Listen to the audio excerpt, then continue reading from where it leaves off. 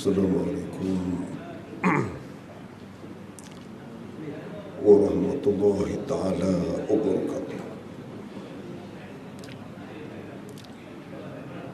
Alhamdulillahilladzi 'allama bil qalam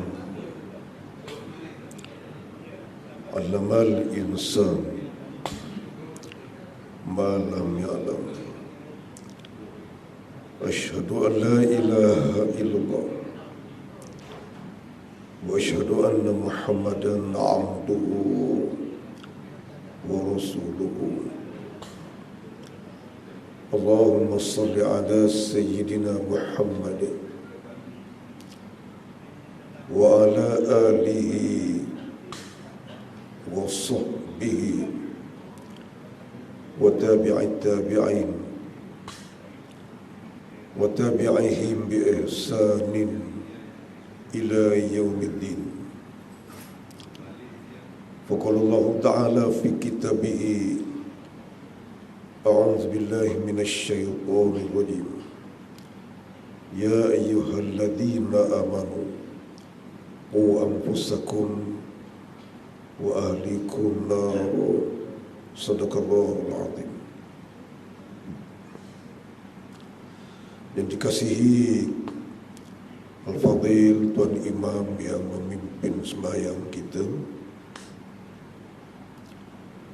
yang dikasihi dan dihormati seluruh ahli jawatan kuasa takbir kepada masjid ataupun surau kita ini, yang dikasihi dan dihormati seluruh pegawai-pegawai masjid ataupun surau kita ini, yang dikasihi dan dihormati seluruh muslimin dan muslimat yang dianugerahkan kekuatan oleh Allah Subhanahu wa Ta'ala untuk sama-sama memanfaatkan masa yang diizinkan oleh Allah kepada kita bersama. Saudara-saudara, pada pagi ini saya tertarik untuk membawa perhatian kita bersama kepada satu perbincangan yang berkait dengan perbezaan di antara syahid dan Ramadan. Perbezaan di antara mati syahid dengan Ramadan, tuan-tuan. Dia ada 7 perbezaan yang besar. Kita senaraikan dulu, tuan-tuan. Perbezaan antara syahid dan juga Ramadan tu. Yang pertama, Ramadan dia ada 2 penghapus dosa. Syahid 1. Yang kedua, Ramadan dia ada ganda pahala. Yang ketiga, pintu neraka ditutup. Yang keempat, pintu syurga dibuka. Yang kelima, iblis syaitan ditambat. Yang keenam, nafsu ditempa, dibentuk di dalam tempoh Ramadan. Dan yang ketujuh, adanya Lailatul Qadri di dalam bulan Ramadan. Itu perbezaannya, tuan-tuan. Jadi kita berhenti situ, kita buka kepada perbincangan, tuan-tuan. Walaupun asasnya tentang perbezaan itu, di sisi perbincangan ini kita buka. Jadi saya tak urai, saya senarai itu, jadi kita buka tuan-tuan. Siapa-siapa yang ada persoalan, tuan-tuan, kita buka kepada perbincangan.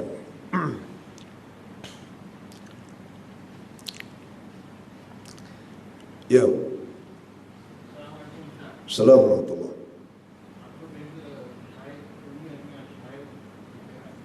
Okey, cantik soalannya. Apakah perbezaan di antara syahid dunia dan syahid akhirat? Ya, syahid ni dia ada 3 bahagi, tuan. Satu, syahid dunia akhirat. Yang kedua, syahid dunia. Yang ketiga, syahid akhirat.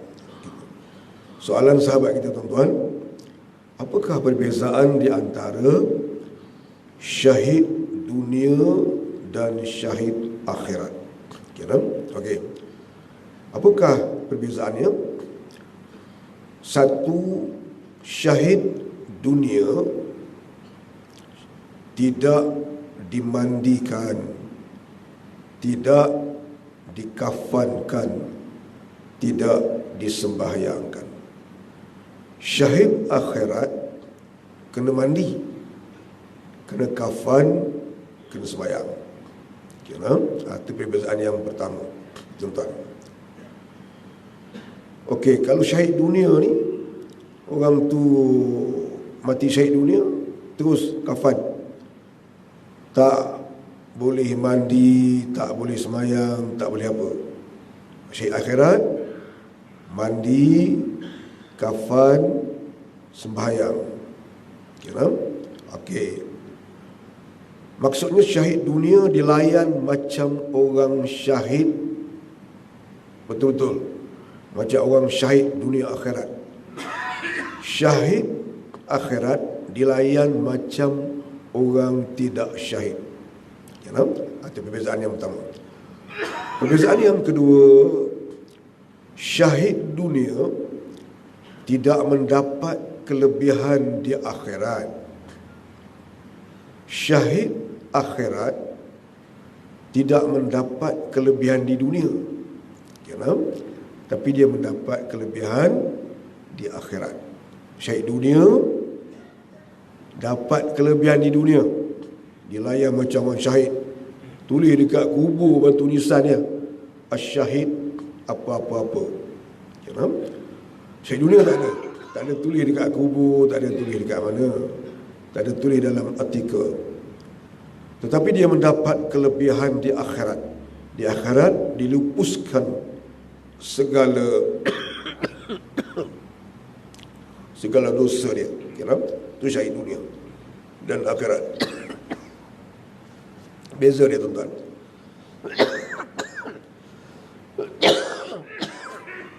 Yang ketiga, tuan-tuan, syahid dunia ni macam mana boleh berlaku? Syahid akhirat tu macam mana boleh berlaku? Syahid dunia ni, tuan-tuan,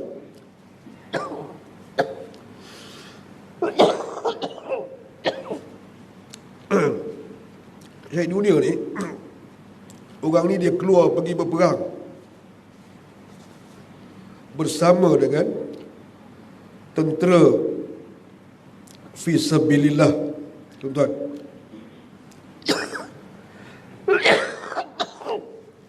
Dia mati berdarah, mati dalam peperangan menegakkan Islam, tapi niat dia bukan kerana Allah.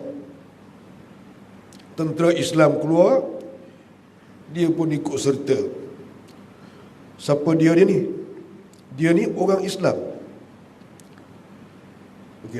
tetapi yang berperang bukan kerana tuntutan Allah, tapi kerana lain daripada itu. Kerana nakkan harta ke, kerana marah kepada musuh, semata-mata kerana musuh tu buat apa-apa pada dia. Dia bukan kan agama, bukan kan Allah. Perang sama dengan kelompok Islam, Betul tak? Yang kedua, dia juga adalah boleh jadi spy, musuh yang dihantar masuk ke dalam tentera Islam untuk menyampaikan maklumat kepada kelompok dia. Jadi bila tentera Islam keluar, dia keluar sama, dia bagi lokasi, ambil telefon. Masa sekarang ni mudah lah, okay lah. Hantar location, hantar koordinat kepada musuh kepada kawan dia lah, untuk kawan dia yang musuh Islam itu menjahanamkan tentera Islam. Dia pun mati juga, maka dia dikategorikan sebagai syahid dunia. Layan macam orang mati syahid, tak ada mandi, tak ada semayang, tak ada kafan, tak ada apa, tak ada putus. Tetapi dia tidak mendapat apa-apa bentuk kelebihan di akhirat. Adapun syahid akhirat, kira dunia dilayan macam orang tak syahid. Kena mandi, kena kafan, kena solat kata jenazah dia, tuan-tuan. Akhirat dia mendapat kelebihan dia. Siapa dia tu, tuan-tuan? Orang yang mati dalam majlis ilmu. Kira orang mati dalam majlis ilmu, tak boleh kita kata ni kami nak kebumikan dia, tak mau semayang, tak mau mandi, tak boleh, tuan-tuan. Kira orang yang mati kena wabak, itu semua tu kelompok syahid akhirat, tuan-tuan. Wanita yang mati bersalin, walaupun dia bersalin tu kerana dia berzina, itu soal yang lain. Dia berzina tu dosa, tapi dia mati kerana bersalin, itu adalah satu kelebihan yang lain pada dia. Dua benda yang berkaitan tetapi berbeza, tuan-tuan. Orang yang mati di dalam keadaan syiddah, dalam keadaan bersangatan, kelaparan, contohnya apa-apalah, itu dikategori syahid akhirat, bukan syahid dunia. Cantik soalan tu. Ada apa, tuan-tuan kita?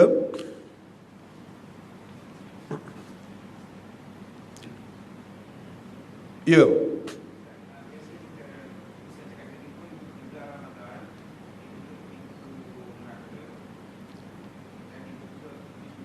Ya. Okey, cantik soalannya. Apakah sebenarnya dibuka, ditutup pintu neraka, tuan-tuan, dan dibuka pintu syurga?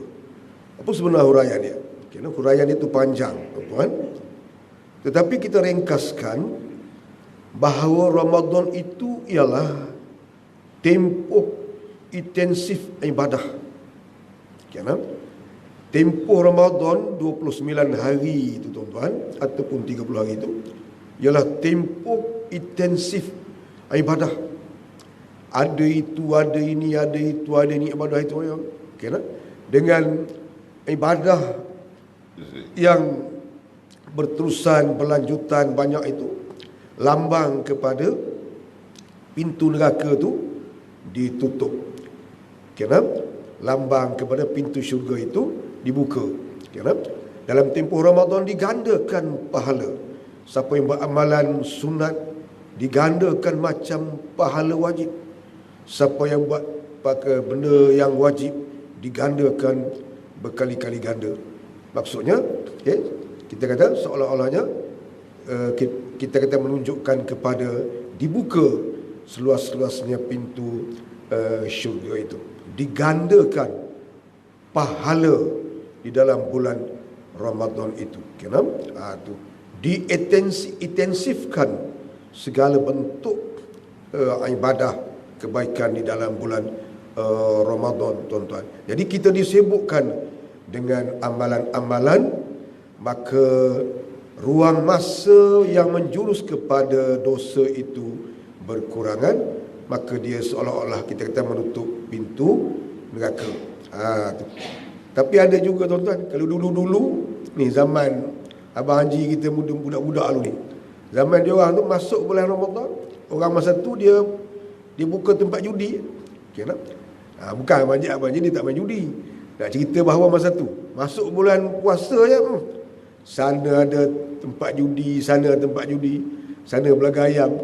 Habis judi, habis Ramadan, habislah judi tu, tuan-tuan. Budak-budak kecil pula masuk bulan Ramadan tu, tokek kedai runcit beli dah, dia panggil preh. Yang tarik buka. Tuan. Ya? Tikam. Tikam tu tuan-tuan, 2 minggu lagi nak masuk Ramadan, tokek dia dah beli dah, tapi dia gulung. Dia gulung macam ni tuan. Astagfirullahaladzim. 2 minggu lagi nak masuk, dia dah beli dah, dia gulung macam ni. Pak Mat, buka. Tak boleh, ni bulan puasa boleh buka. Tu tuan-tuan. Ini apa benda cerita. Tu dulu. Tapi kita kata sebenarnya bulan puasa ialah bulan intensif kepada ibadah. Jadi itu menunjukkan bahawa seolah-olah pintu neraka tu ditutup, pintu syurga tu dibuka, kemudian amalan-amalan digandakan. Cantik soalan tu. Perumpamaannya. Tu. Dan sebahagian ulama kata memang betul. Sebab rahmat Allah digandakan. Bila rahmat Allah digandakan tu, pintu syurga dibuka luas, pintu neraka ditutup. Cantik soalan tu. Ada boleh tuan kita?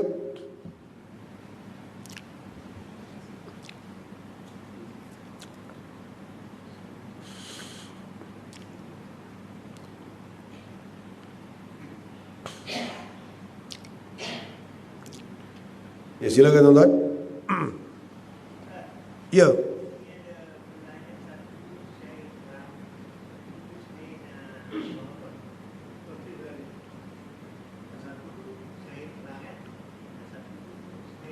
Okey, cantik soalan. Soalan sahabat kita. Satu tu syahid Ramadan, satu tu syahid perang. Apa beza dia? Okey. Mula-mula kita nak alter sikit soalan tu. Dia bukan syahid Ramadan. Satu tu syahid, satu tu Ramadan. Apa beza dia? Tu. Satu syahid, satu lagi Ramadan. Apa beza dia? Okey, dia ada 7 perbezaan itu yang besar di samping yang lain.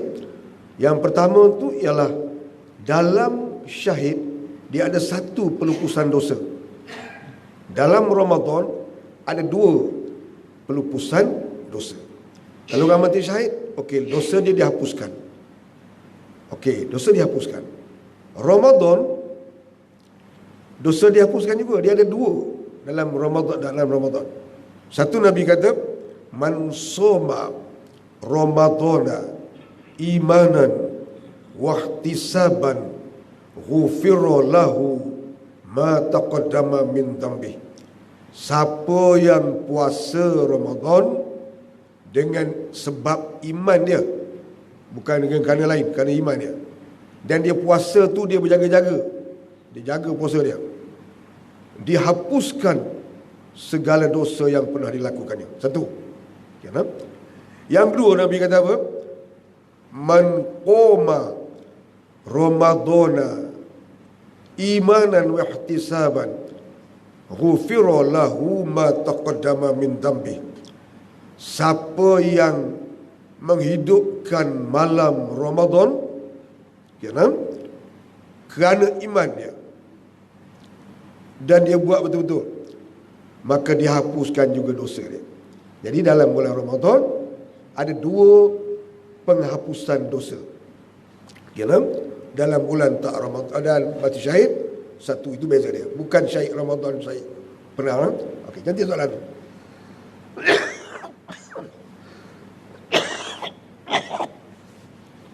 Ada apa tuan-tuan kita?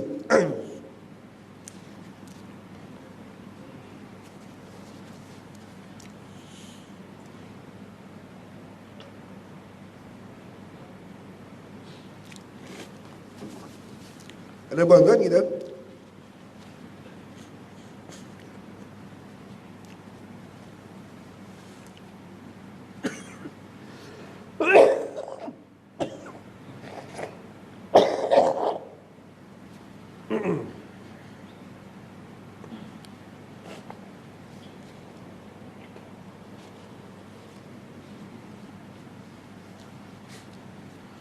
Silakan tuan-tuan, siapa-siapa yang ada apa? Kita buka. Ya.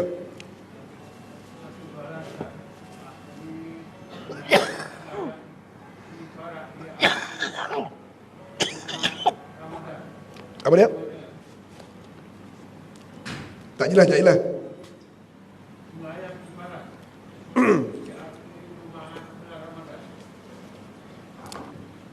Okey, sembahyang kifarah di akhir Ramadan. Soalannya?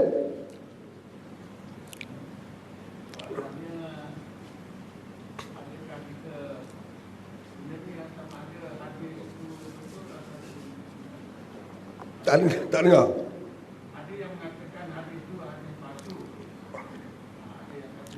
Okey, cantik. Kira. Soalan ni tentang sembahyang kifarah Ramadan. Kedudukan di segi hadis, ulama ada perbezaan di situ. Kira. Jadi siapa nak buat, siapa tak buat tidak ada masalah. Tetapi perbuatan itu baik. Kira. Maksudnya dia sembahyang khusus untuk dia termasuk sebahagian daripada jenis-jenis sembahyang hajat, sembahyang taubat. Termasuk jenis-jenis sembahyang hajat dan sembahyang taubat, dengan harapan supaya segala dosa je dihapuskan oleh Allah Subhanahu Wa Taala. Dan sebenarnya sepatutnya dia bukan saja bulan Ramadan, bulan lain pun elok, dan elok jadikan satu, kita kata, satu kebiasaan kita. Bangun bersembahyang, memohon khusus kepada Allah untuk dihapuskan, untuk dimaafkan segala dosa-dosa dan kesilapan kita. Itu tuan-tuan, di sudut itu orang. Kita tidak tengok dari sudut pertikaian kedudukan itu, tetapi dia adalah satu benda yang baik, satu termasuk dalam jenis-jenis solat hajat dan solat taubat. Cantik soalan tu. Ada apa tuan-tuan kita?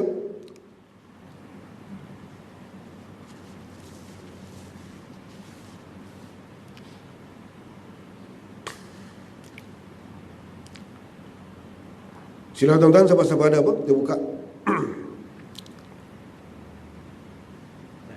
Ya. Ada satu malam tu ada tazkirah. Ya. Solat fajar. Ya. Solat fajar. Adakah solat fajar tu solat sebelum subuh? Okey, cantik soalan. Kena solat fajar, salah satu di antara solat sunat yang banyak kelebihan dia adalah solat fajar. Diibaratkan balasan pahalanya macam dunia dan isinya, lebih daripada dunia dan isinya. Jadi solat fajar ni apa dia? Solat fajar ialah solat sunat subuh. Kira mudah ya. Solat fajar apa dia? Solat sunat subuh. Masuk waktu subuh, bangun solat. Kita niat solat fajar, dapat pahala tu. Masuk waktu subuh, kita bangun, niat solat sunat subuh, dapat sunat fajar tu. Kira istilah yang berbeza, tetapi adalah dua benda yang sama. Istilah dia berbeza. Solat subuh, solat sunat subuh, solat sunat fajar. Apa dia? Sama. Kira solat sunat sebelum kita sembahyang subuh. Kita bangun pukul 5, masuk tanda siapa semua, keluar begitu gini, sampai di sejadah kita pukul 5.55 kita sembahyang. Sembahyang tu dipanggil sembahyang tahajud kalau kita tidur dulu. Kalau kita tak tidur dipanggil qiyamul lail. Sampai pukul 6 masuk subuh. Lepas masuk subuh kita bangun, sembahyang 2 rakaat. Niat solat fajar, dapat sunat fajar. Niat solat sunat subuh, dapat benda yang sama. Tak niat fajar, tak niat subuh, tak niat sunat subuh, dapat juga. Kenapa? Dia adalah sunat sebelum sembahyang subuh. Itu kalau kita bangun awal. Bangun pukul 6, subuh dah masuk. Masuk tandas gitu gini, keluar 6.30. Sebelum sembahyang subuh, sembahyang sunat dulu. Dapat sunat fajar tu, dapat sunat sebelum subuh. Kemudian sembahyang subuh. Bangun pukul 10 pagi, tak sembahyang subuh lagi. Masuk tandas, keluar tandas gitu gini, pukul 10.30 pagi baru sembahyang subuh. Sembahyang sunat dulu, baru sembahyang subuh. Yang tu tak dapat sunat fajar, dapat sunat sebelum sembahyang subuh, dapat subuh atas nama sembahyang qada. Tu. Kira? Itu solat fajar. Apa beza dia? Kadang-kadang kita keliru. Solat fajar dengan solat sunat subuh ni mana? Benda yang sama. Tu cantik soalan tu. Ada apa tuan-tuan kita? Ya.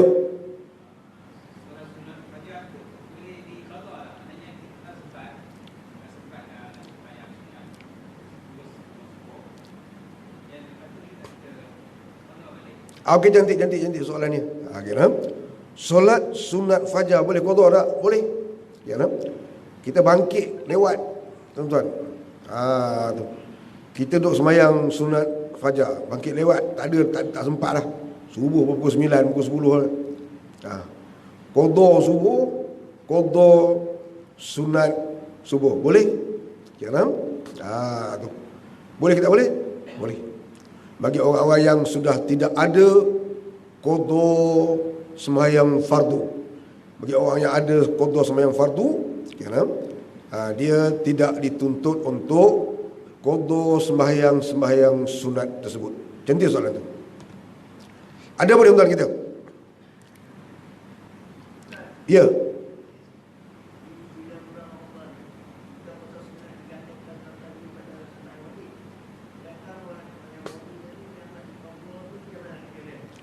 Tak faham soalan. Ya. Ya.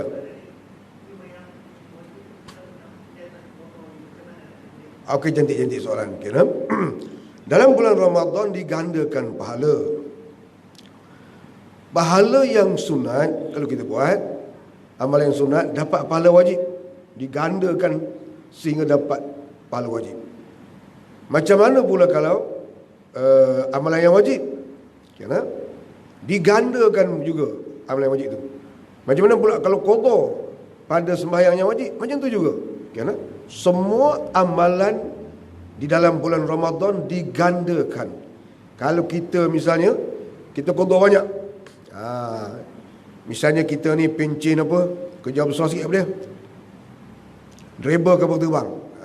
Okey tuan-tuan, kita jadi driver kapal terbang, mengaji sekolah darjah 1 sampai darjah 6, habis darjah 1 darjah 6 masuk MRSM tingkatan 1 sampai tingkatan 5, habis terus sambung BA di Aberdeen contoh dia, mana-manalah, somewhere di luar negara.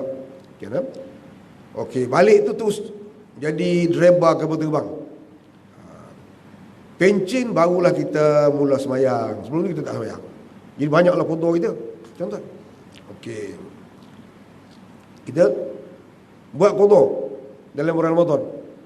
Orang semayang tarawih, kita qada. Orang semayang tarawih 2 rakaat, kita 4. Orang tanya, Mat, apa yang kau semayang tarawih 4 rakaat? Aku qada.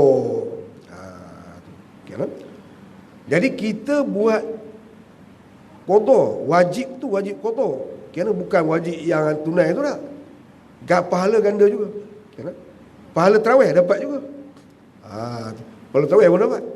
Pahala yang qada tu pun dapat digandakan. Jadi siapa yang buat amalan di dalam bulan Ramadan digandakan oleh Allah. Yang sunat Allah bagi pahala macam wajib. Yang wajib digandakan. Tu wajib dengan sunat ni jauh lah dia punya pahala tu. Kalau buat yang wajib, ganda dia cukup besar. Tu cantik soalan tu. Ada boleh tuan kita? Ya. Ya. Ya. Okey. Ni soalan Haji. Ya, tu. Kita tengok berita, pembaca berita TV3 tak pakai tudung. Jadi kita nak dengar berita, tuan-tuan. Macam mana tengok tu? Ya. Okey, yang ni okey, tak ada masalah. Ya. Macam Haji misalnya, kenal pembaca berita tu tak pakai tudung. Tapi Abang Haji duk niat nanti, aku dia ni kalau aku ambil di isteri dia, boleh didik, boleh terbiah ni pakai tudung, tu dapat 2 pahala tu. Kalau dia tak Islam pula, contohnya, kenapa? Dia tak Islam, tudung pun tak pakai, Islam pun tak. Okey, berita pun nak dengar dalam hati tu tak, aku dia ni kalau aku ambil buat isteri, masuk Islam, pakai tudung, jadi Islam. 3 pahala tu. Pahala masuk Islam, dia tu. Pahala pakai tudung tu, pahala kahwin tu lah tu. Makcik, yang tak boleh ni makcik, kita tengok orang baca berita tu tak pakai tudung, kita yang tumbang ayat tu tak boleh. Tu. Kita tumbang. Kita yang tumbang.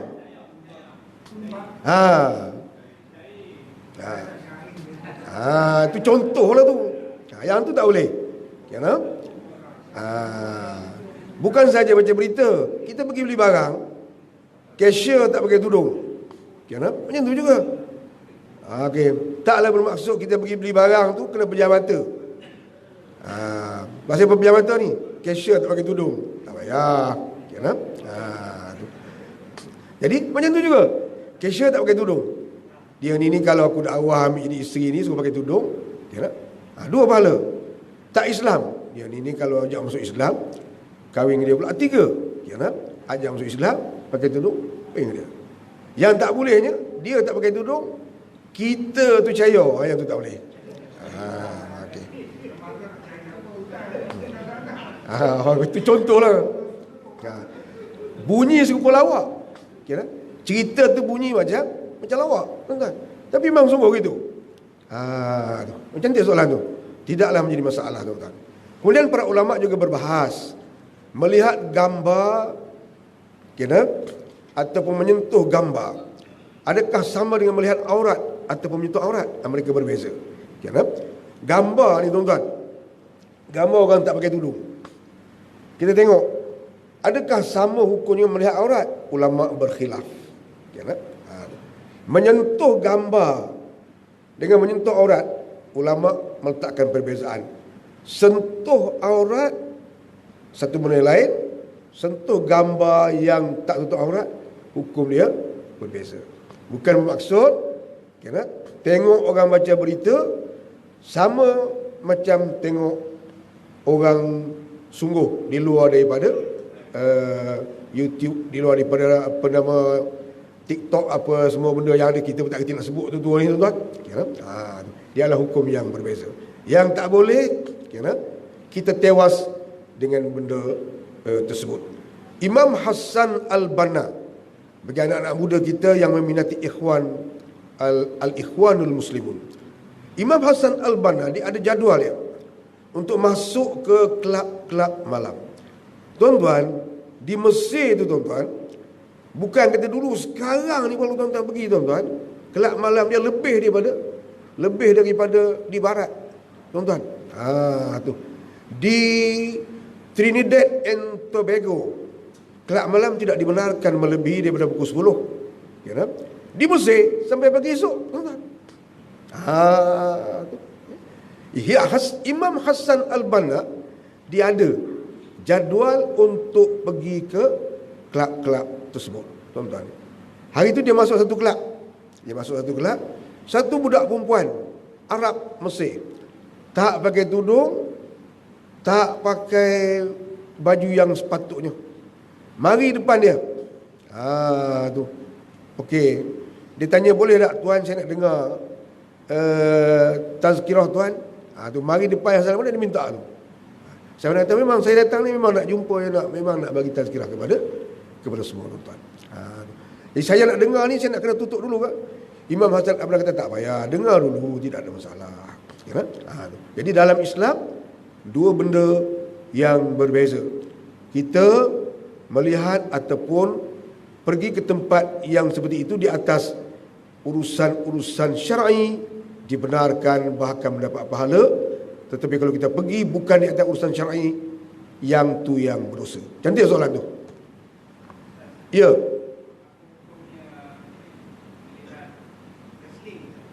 Ya.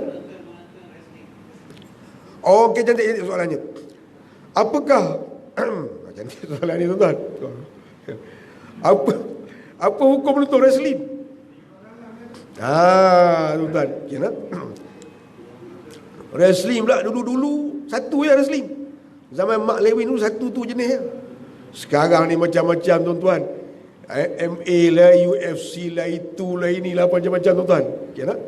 Dan sebahagian besar daripada champion-champion tu orang Islam. Sebahagian besar ya tuan-tuan. Kira? Sebahagian besar tu adalah orang Islam.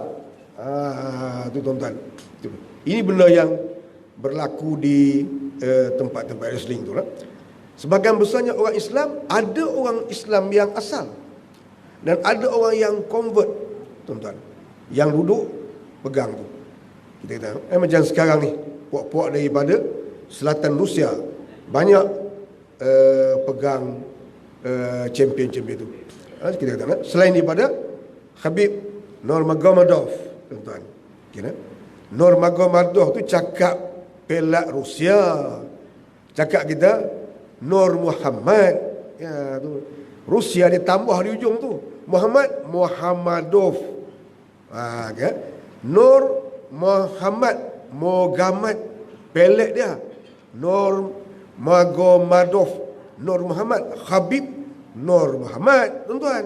Ya, Omar Nur Magomedov, Omar Nur Muhammad, tuan-tuan. Ya, jadi apa dia, tuan-tuan? Okey, di dalam mazhab Maliki, ini dalam mazhab Maliki, aurat tidak termasuk lutut dan pusat. Ya, dalam mazhab Maliki, aurat tidak termasuk pusat dan lutut. Dia di antara pusat dan lutut. Ya, tu. Sebab tu tuan-tuan tengok Muhammad Salah, lepas dia sepak bola masuk gol, dia pergi sujud syukur, kepala lutut duduk di luar. Ya, dalam mazhab Maliki, aurat tidak termasuk pusat dan lutut. Ya, tu.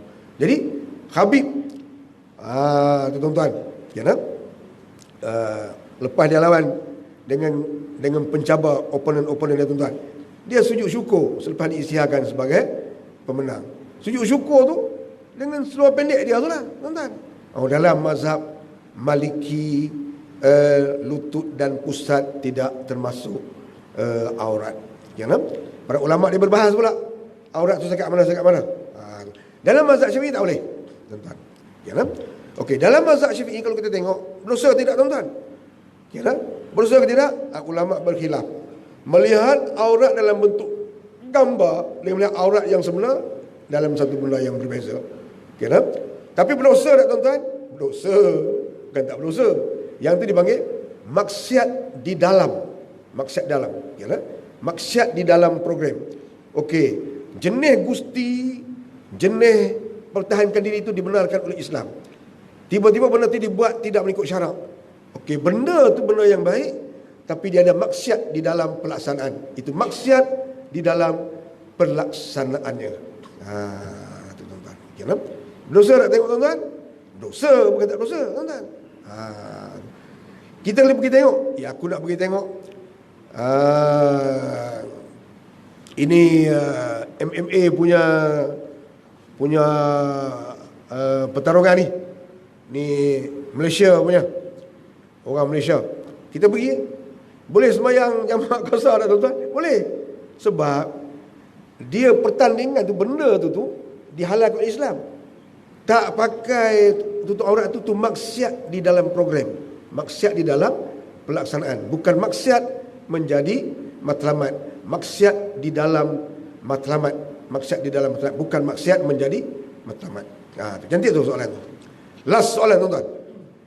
Ya. Ya.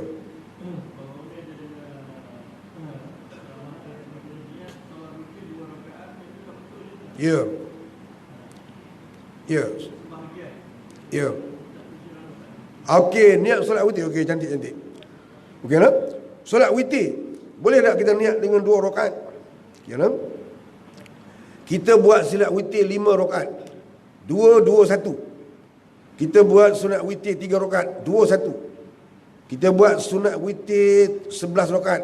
2, 2, 2, 2, 2, 1. Okay, tak? Okey, niat yang dua-dua tu boleh tak? Niat witir. Kenapa? Hati.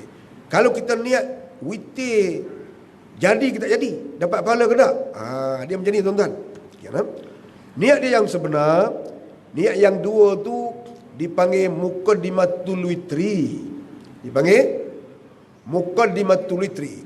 Kita semayang 3 rakaat, 2, 1. Masa semayang 2 ni, niat dia muqaddimatul witri. Solatu muqaddimatil witri. Kenapa? Yang satu ni solatul witri. Kenapa? Okey. Kalau kita buat 5, 2, ni 2, 2, 1. 2, 2, sunat muqaddimah witir, sunat muqaddimah witir, sunat witir. Kalau kita buat berapa pun, 9 misalnya. 2, 2, 2, 2, 1. Okey. Yang 4 tu, kira tu sunat muqaddimah witir, sunat muqaddimah witir, sunat muqaddimah witir, sunat muqaddimah witir. Yang 1 tu sunat witir. Tiba-tiba kita begini sunat witir semua misalnya. Buat 3 rakaat. Yang 2 tu pun sunat witir, yang 1 pun sunat witir. Kita buat 5. Yang ni 2 ni sunat witir, ni sini ni pun witir juga. Okey. Jadi kalau niat macam tu, batal ke sah ke, dapat pahala ke tak dapat pahala? Dapat pahalanya, tuan-tuan. Kira sah tak witir tu? Sah, tuan-tuan. Sah tak muqaddimah witir tu? Sah. Kawan sebelah kita dia niat sunat muqaddimatul witri. Kita niat sunat witir yang dua-dua tu. Kira kata kita buat 3, 2, 1. Kita yang 2 ni kita niat sunat witir. 2 ni. Kawan sebelah kita dia niat sunat muqaddimah witir. Yang dia sah tak? Dia sah. Kita sah tak? Sah tak? Sah. Dia dapat pahala witir, muqaddimah witir. Kita dapat tak pahala muqaddimah witir? Dapat. Apa yang kita tak dapat? Kita tak dapat pahala niat yang lengkap. Tak dapat pahala niat lengkap tu. Tak dapat pahala niat aku semayang sunat muqaddimah witir. Tak dapat pahala tu. Bukan pahala niat, pahala lengkap niat tu tak dapat. Pahala sunat witir dapat. Yang tu dia panggil kalam hazaf mudhaf. Tu catat sikit, takut lupa catat ni. Kita orang lelaki kita tidak perlu pen, tidak perlu kertas. Tuan-tuan. Ini kelebihan kita orang lelaki berbanding dengan orang perempuan. Orang perempuan dia semua kena catat. Kita orang lelaki, tu apa pun kita tak kena catat. Kira? Padahal cucu dah 12 orang tu lupa. Engkau Adam ke Husain?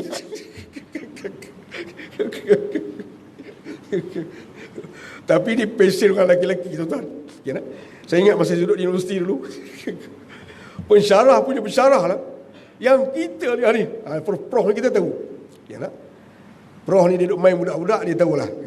Budak lelaki-lelaki, tuan-tuan. Bukan nak cantik sangat. Kira? Tu. Dekat nak periksa, cari budak perempuan, fotostik. Bukan nak baca pun. Fotostik.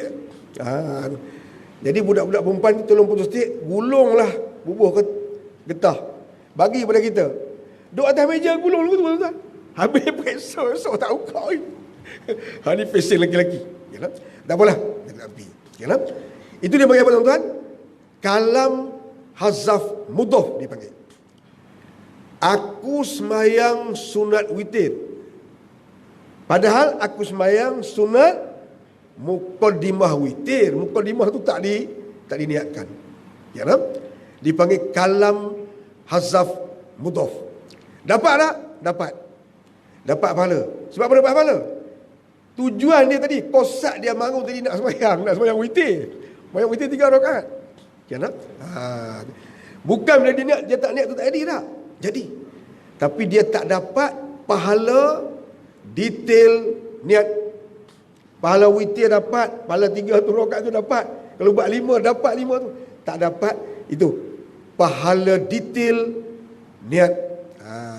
Kawan dia niat penuh, kawan dia dapat pahala detail niat itu tuan-tuan. Kalam itu dipanggil kalam hazaf mudhaf. Apa dia kalam hazaf mudhaf, tuan-tuan? Perkataan yang dibuang sandarannya. Macam kita kata macam ni. Tu. Kita kata, Mat, tolong pergi ambil pisang. Yang tu kalam hazaf mudhaf dipanggil. Mat, tolong pergi ambil pisang. Yang mat ni pula, tuan-tuan, dia ni betul. Kena Abang Haji kita, dia kata, Mat, pergi ambil pisang. Tu. Mat ni betul, dia tanya pula Abang Haji, Tuan Imam nak pisang tu pokok pisang ke, buah pisang ke, daun pisang ke, jantung pisang ke? Okey. Abang Haji kata buah pisang lah. Okey. Tak habis lagi soalan dia. Buah pisang tu, buah pisang masak ke, buah pisang muda ke? Okey lah. Okey, tuan-tuan. Buah pisang masak lah. Barulah dia pergi ambil. Okey lah. Yang kawan dia ni, tuan-tuan, Husin ni, Mat, Husin, engkau pergi ambil pisang? Dia tu pergi ambil pisang. Pergi ambil pisang masak, mari. Ya. Yang ni panggil kalam hazaf mudhaf. Yang ni kena detailkan. Buah pisang masak, hazaf, buang buah, buang masak, tinggal pisang. Pergi ambil pisang. Ya, bawa datang benda yang sama. Kosat atau tujuan tu. Duduk dalam masjid, minta pisang. Tak mula sabar minta pokok pisang. Duduk dalam masjid minta pisang. Tak mula sabar bawa mari pelepah pisang. Tuan-tuan. Duduk masjid nak buka puasa, minta pisang. Tak mula sabar untuk beri pisang muda.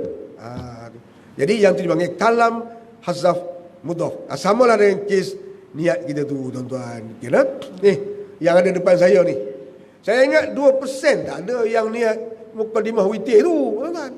Semuanya balas niat witir. Aku sembahyang witir. Bukan ke apa ni? Witir ni ganjil. Kan? Jadi maknanya bila kita buat 3, bila kita sebut witir yang 2 rakaat tu, maknanya dia sebab kita akan buat lagi yang satu lagi, yang ketiga tu, makna ganjil tu. Betul tu. Ya, witir tu tentulah ganjil. Cuma cara buat dia nak boleh buat 3 sekali boleh, 2 satu boleh, ya nak? Sebab itulah jadi witir tu. Hak niat solat witir 2 rakaat dapat. 2 satu niat witir belaka dapat. Hak niat muqaddimah witir dulu kemudian sunat witir dapat. Apa beza dia? Beza dia yang seorang ni dapat niat yang sempurna, pahala niat yang sempurna. Itu saja. Ya nak? Witir je jadi tak? Jadi. Ya.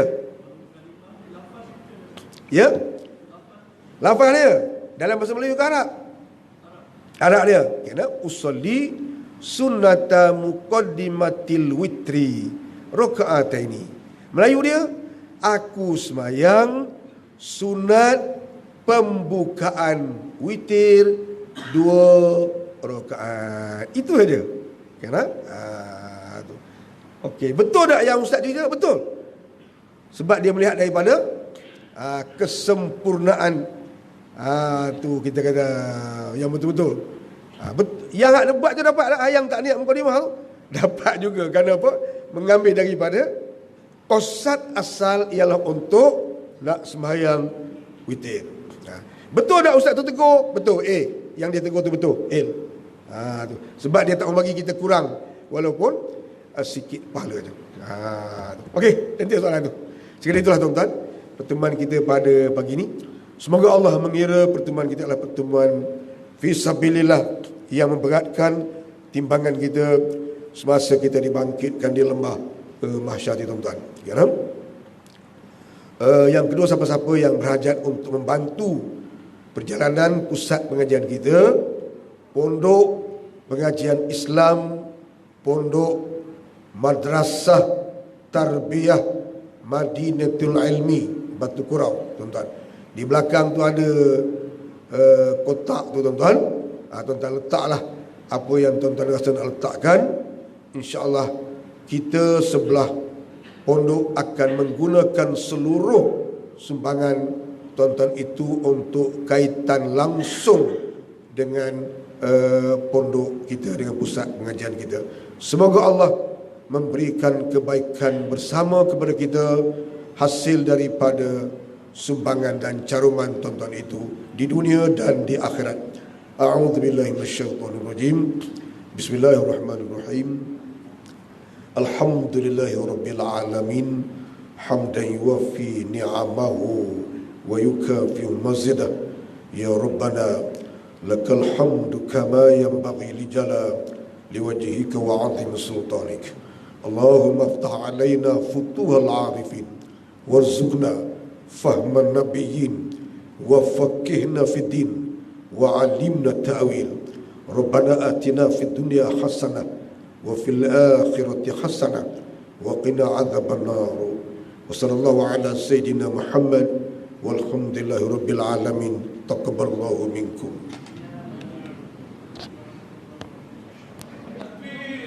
Allah.